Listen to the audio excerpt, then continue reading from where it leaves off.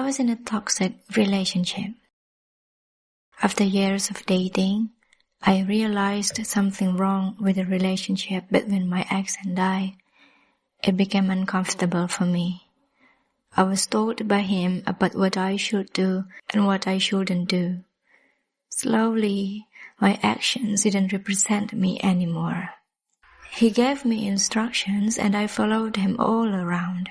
He took the driver's seat and never let me driving by myself.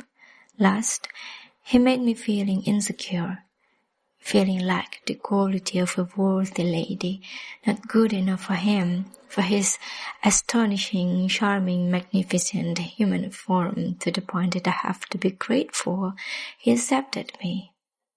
I was fed by his manipulative words and suppressed to his standards, his audacity to say, "Why are you not like other girls?" I was questioned by my ex. Why did he make me feel bad about myself? When I was wondering about it, at the same time, I was thinking about my new novel idea. I was writing a romance fantasy story.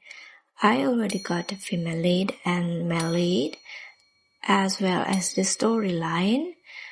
I even had written the prologue, but I still didn't get the idea about the villain. I was thinking, then a voice whispered to me, "Why don't you turn your ex into your villain?" Disclaimer. If you're watching this video because you think this is psychological themed video or a self-help video, I have to inform you that this video is about novel writing tips. However, you can still watch this video even though you're not writing a novel. You can watch this video as entertainment, perhaps giving you new knowledge, or you can use this video as your background noise. My ex had the quality to be a villain. When I was thinking about his traits, he was so manipulative and so demanding and so controlling. He put himself all above and, finally, left me with nonsense reasons. After being manipulated and getting robbed from my time and pride, why don't I use him as my novel's villain? I did 3 steps when I turned my ex into my novel's villain. Here's the how-to. 1. Remember his bad traits. To turn your ex into your novel's villain, you need to remember his bad traits. I know it's hard, especially when you still try to forget him. Remembering him will only wake up the pain in your heart, won't it be? But this is how we use him, how we take our revenge, how we turn the pain into gain. We should never exploit nature, but we can exploit our ex. The trauma and tears that had brought to our life shall never be let go easily. Write down all of his bad traits when you two are still dating and then take the core.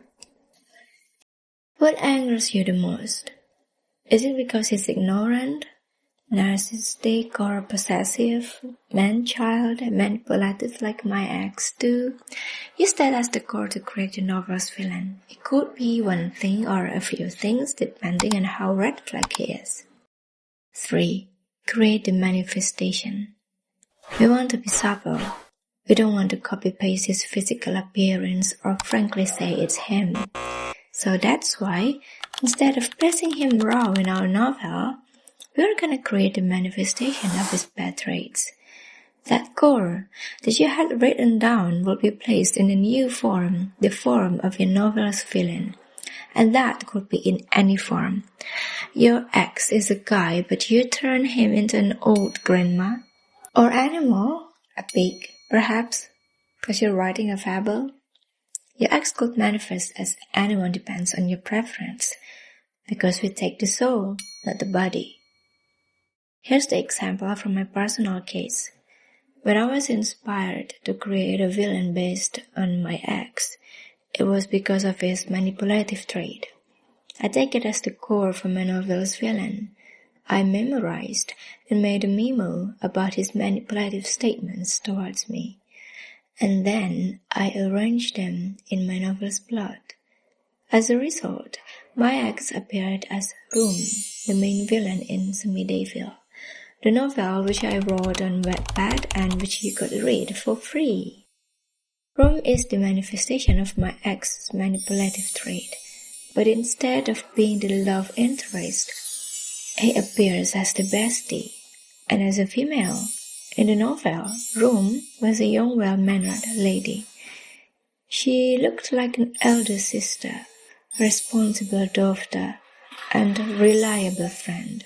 She was adored wherever she was. To the protagonist, Rome is a shelter where she could feel safe, a person she could rely on. Rome had statements and behaviors like my ex. She said something like, "Why can't you do it like others?" And "You should be more grateful." Rome was also a demanding person. When the protagonist had rough water with her family, instead of cheering her up, Rome said that she would give the protagonist deadline to mend her family relationship. I know it's confusing. I was confused too when I heard that, but that was what my ex told me when I had a family problem. Since I'm the child, then it is my duty to clear this situation, no matter whose fault it is. Later on, the protagonist realized that Rome's advice only made her feeling worse. And when the protagonist confronted Rome didn't feel that she was being manipulative. All she knew was she was right, and she did that for the protagonist's goodness. And that's from me. Now you can make your own. Have no worry, just give it a try. When people say love is blind, it is true. I was still in our relationship when I had the inspiration of making him the villain in my novel. Though it was a big signal, I did nothing. I kept dating him, while with all of my consciousness I created a fictional villain based on him.